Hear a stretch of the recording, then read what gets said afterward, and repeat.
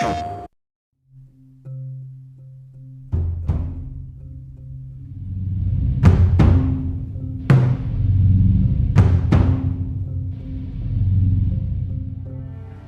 really want to make sure that there's that contrast between the negative space and then the high tension spikes. You need the exploration, you need the scavenging, you need something to say like, okay, I'm setting a certain tone and a patina here so that then we can contrast that with some stark like changes. We need the intensity to strike a different chord.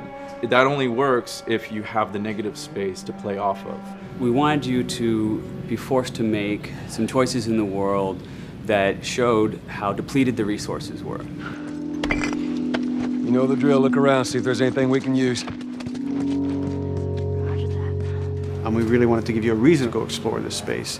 It's like, well, you need to look for supplies that will help you survive another day in this world. Throughout the world, the player finds all sorts of different pieces of items, such as rags, alcohol, bits of broken blades, bindings, and you can combine these together in different ways in order to create items that are useful for surviving in this world. Some items in the recipes require the same combinations of things or the same types of resources. So you have to make this choice, do I want to go offensive with it? Do I want to go defensive with it? I can find a bottle of alcohol and some rags and I can create a Molotov cocktail from it. That's going to help me take out a couple guys if I use it appropriately.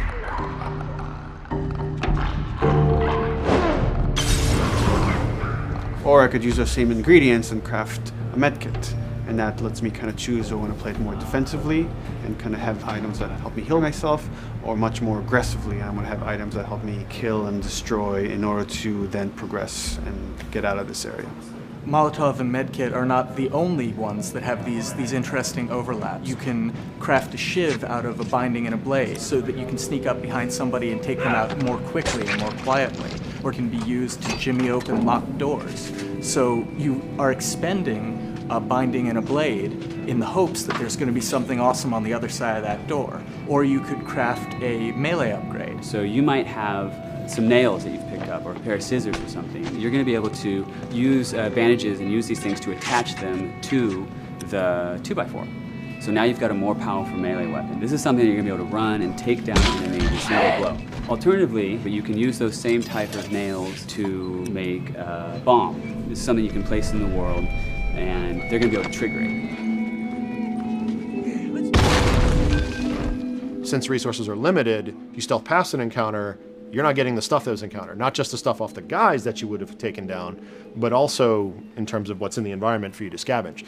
So you have to balance that risk versus reward, but it's definitely all a part of the choice. And sometimes the world doesn't give you a choice. Sometimes the battle breaks out in a way you didn't expect and you have to make decisions, like in the moment. So that's another reason why we did the whole crafting system live. We didn't want the player to have to scroll through a long list of different items. We wanted it to be the absolute minimum amount of button presses. The thing that I hate about any game's UI is when it pulls you out of the game for too long. So that was a challenge to reduce it all to like that half of a screen, and you want to see Joel, you want to see like what's going on around him and be aware of what's happening so you don't have an infected run up on you and start beating on you when you're crafting shivs and stuff. So we needed to make it streamlined and fast enough that you felt like you could take just that moment and be able to craft that thing that's going to mean your survival in the next 30 seconds or your failure to survive.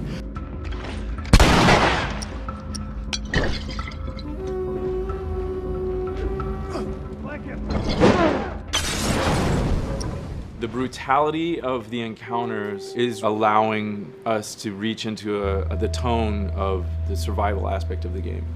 When something comes up in their way, whether it's a human or infected, then Joel and Ellie, you hear them whisper to each other and you see their animations change. Everything, their whole demeanor reacts to the scenario in front of them. And that's the same feeling we want you to have when you're holding that joystick. It's just like, oh, okay, what do I have in my inventory? How many are there? Where are they at? Locate them and try to figure out, okay, what are we gonna do? Joel, there's something over there.